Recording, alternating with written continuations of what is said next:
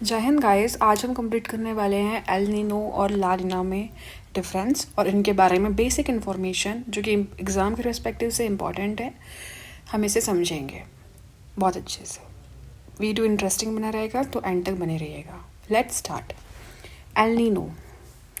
L Nino का मतलब होता है स्पेनिश में द लिटिल बॉय, और इसे क्रिश्चुअलिटी भी कहते हैं because it usually appears around Christmas. तो ये क्रिसमस में यूजुअली होता है, इसे इसलिए हम क्रिस चाइल्ड कहते हैं। इसकी डेफिनेशन की बात करते हैं। इसकी डेफिनेशन की बात करते हैं। It is a climatic phenomena associated with unusually warm ocean surface temperature in the central and the eastern Pacific ocean near the equator. तो ये एक्चुअली ये फिनोमिना ना वार्म ओशन से रिलेटेड है। तो इसमें क्या हो रहा है, सेंट्रल और ईस्टर्न पैसिफिक ओशन से ये रिलेटेड है। अब इसको समझेंगे हम। पहले इसका कॉज देख लेते हैं। इसका कॉज क्या होता है, weakening of reversal trade wind. यहाँ पे ट्रेड विंड कैसे हो जाती है, वीक हो जाती है। यहाँ पे ईस्ट टू वेस्ट, ईस्ट से वेस्ट वाली विंड। चलो पहले से समझ लेते हैं अपन इसको, फिर इसके लास्ट में कॉजेस के बारे में बात करेंगे। ठीक है, देखिए ये नॉर्मल कंडीशन हो गया। तो देखिए ये नॉर्मल ईयर की पहले बात करेंगे हम, फिर उसके बाद करेंगे एल नीनो ईयर में क्या होता है। देखो क्या होता है, देखो नॉर्मल ईयर में हमारा जो टेम्परेचर होता है ना, जैसे कि ये टेम्परेचर से ये हमारा कौन सा है एरिया, साउथ अमेरिका वाला, और ये हमारा होता है लगभग इंडोनेशिया और अपना लिटिल पैसिफिक ओशन कनेक्टेड है अपने इधर एशिया से, है ना। तो मेनली यहाँ पे होता यूँ है, नॉर्मल कंडीशन में क्या होता है ना, इधर लो प्रेशर होता है और इधर हाई प्रेशर। हाई प्रेशर का मतलब यहाँ पे टेम्परेचर लो होगा और यहाँ टेम्परेचर हाई होगा। क्लियर है। यहाँ पे टेम्परेचर लो का मतलब होता है यहाँ पे कि यहाँ पे नॉर्मली बारिश की संभावना होगी, और यहाँ पे जो हाई प्रेशर से यहाँ पे अपवेलिंग होती है, जिसके कारण कि क्या होता है ना, पेरू के कोस्ट पे यहाँ पे फिश ज़्यादा से ज़्यादा यहाँ पे ऊपर आती है, जिसके कारण फिश ट्रेडिंग बहुत अच्छी होती है इधर, है ना। तो एक अपवेलिंग सी होती है ओशन में। तो ये नॉर्मल कंडीशन है। तो इधर अपन नॉर्मल याद रखना है कि इधर हाई प्रेशर हो रहा है, इधर लो प्रेशर हो रहा है। क्लियर है यहाँ तक कि आपको। अब देखो, अब एल नीनो में क्या हो रहा है ना, देखिए अब ट्रेड विंड यहाँ से वीक हो जा रही है। ट्रेड विंड है ना, यहाँ से वीक हो जा रही है। ठीक है, कि यहाँ पे जो टेम्परेचर हो रहा है ना, जैसे कि ये नॉर्मल टेम्परेचर है हमारा, जो कि अब हो जाता है इधर हाई प्रेशर हो जाता है, इधर लो प्रेशर होता है, क्योंकि यहाँ पे डायरेक्शन चेंज हो जाती है विंड्स की। Easterly winds become weakens and warm water to move eastward. जिसके कारण क्या होता है, जो ईस्टर्न जो अपनी विंड है ना, वो क्या हो जाती है, वीक हो जाती है। जिसके कारण कि क्या होता है, वार्म वाटर अपने साउथ अमेरिका साइड चल जाता है। तो पहले तो इधर था वार्म वाटर, अब इधर चल जाता है। क्लियर है। तो जिसके कारण क्या जनरेट हो जाता है, इधर हाई प्रेशर जनरेट हो जाता है और इधर लो प्रेशर। लो प्रेशर में यहाँ पे बारिश होने की संभावना रहेगी, है ना। और इधर साइड अपना हाई प्रेशर के कारण बारिश नहीं होगी, तो यहाँ पे हमें ड्रॉट का सामना करना पड़ सकता है और एग्रीकल्चर में लॉस देखने को मिल सकता है। तो इसका इम्पैक्ट होगा ऑस्ट्रेलिया, इंडोनेशिया वाली सारी कंट्रीज़ में होगा और एशिया के कंट्रीज़ में होगा, जैसे कि इंडिया में भी इसका इम्पैक्ट देखने को मिलता है। तो अब क्या हो रहा है, एल नीनो कंडीशन में इधर हमें हाई प्रेशर मिल रहा है, किस साइड, वेस्ट साइड, और इधर ईस्टर्न साइड हमें क्या मिल रहा है, लो प्रेशर मिल रहा है। क्लियर है यहाँ तक कि आपको। आई होप कि आपको समझ में आ रही होगी चीज़ें। क्लियर है। तो ये नॉर्मल कंडीशन है ये वाली, और ये वाली हमारी एल नीनो कंडीशन है। एक बार इसके कॉजेस पढ़ लेते हैं तो और क्लियर होगी चीज़ें हमें।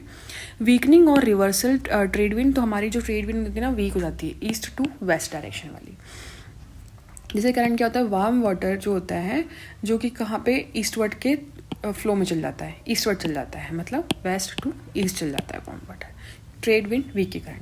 इसका इफेक्ट क्या होता है, इंडिया, ऑस्ट्रेलिया और इंडोनेशिया में इसका इफेक्ट देखने को मिलता है। कॉजेज हैवी रेनफॉल, फ्लड्स इन साउथ अमेरिका। साउथ अमेरिका में लो प्रेशर बन रहा है, जिसके कारण क्या होगा, उधर फ्लड या रेनफॉल देखने को मिलेगी।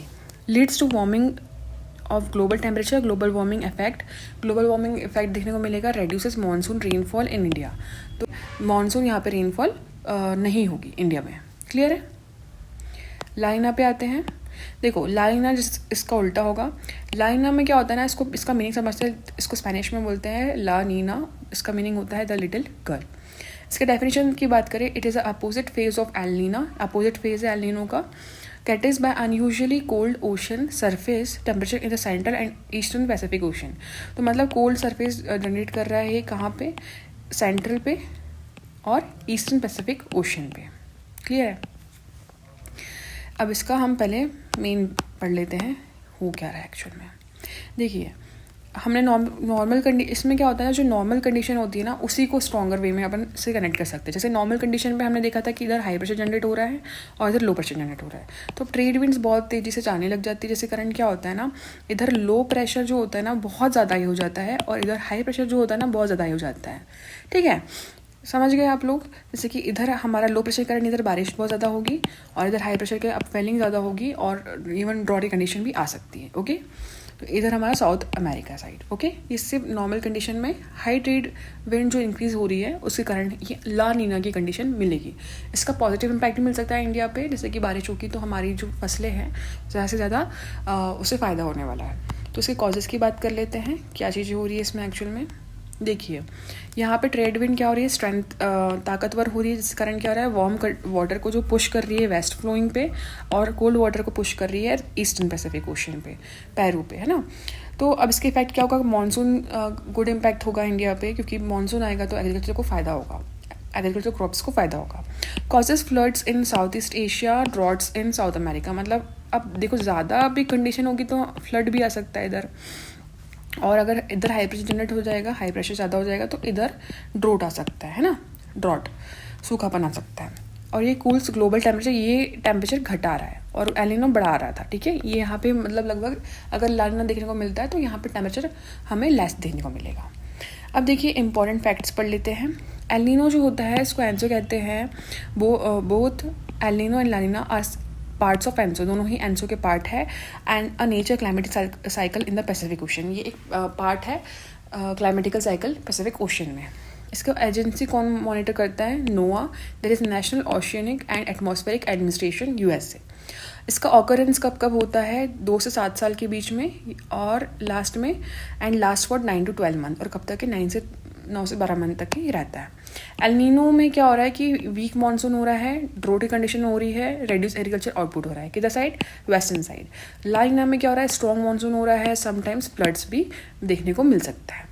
Recent event El Nino condition prevailing during 23-24 affecting global weather patterns। Okay, अब हम इसके मेनली डिफरेंस की बात करते हैं। देखिए इसका डेफिनेशन क्या है, warm the normal sea surface temperature, ये वार्म कर रहा है, ये लेस वार्म कर रहा है। Okay, La Nina. Okay, frequency क्या हो रही है, 2 to 7 ईयर में आएगा ये एवरी 2 7 ईयर में आएगा। ड्यूरेशन कब तक रहेगा, सेवरल मंथ तक रहेगा, इसका भी several month to a year. Okay, दोनों सेम ड्यूरेशन में रहेंगे। Impact of winds, weaken trade winds leading to changes in pattern, यहाँ पे ट्रेड विंड क्या हो रही है, वीक हो रही है और यहाँ पे स्ट्रॉन्ग हो रही है। ठीक है, दोनों में डिफरेंस ये है। Impact on rainfall, reduce rainfall can cause drought, मतलब ये जो अपने वेस्टर्न साइड क्या होगा, यहाँ पर रेनफॉल रेड्यूस हो जाएगी और ड्रॉट की कंडीशन भी आ सकती है, और वेस्टर्न साइड इधर क्या होगा, रेनफॉल ज़्यादा हो जाएगी और फ्लडिंग भी आ सकती है।